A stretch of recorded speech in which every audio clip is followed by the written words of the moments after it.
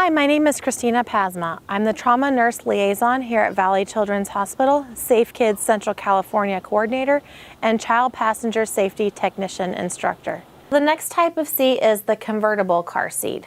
It's called a convertible car seat because it can go both rear-facing and it can go forward-facing. Essentially, this is the next step after a rear-facing only seat.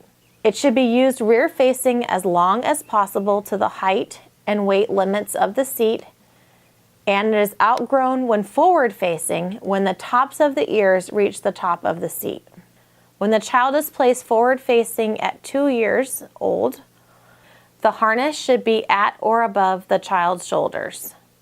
These seats typically have more than one belt path since they can be installed rear-facing and forward-facing. Reference your car seat manual for the proper belt path.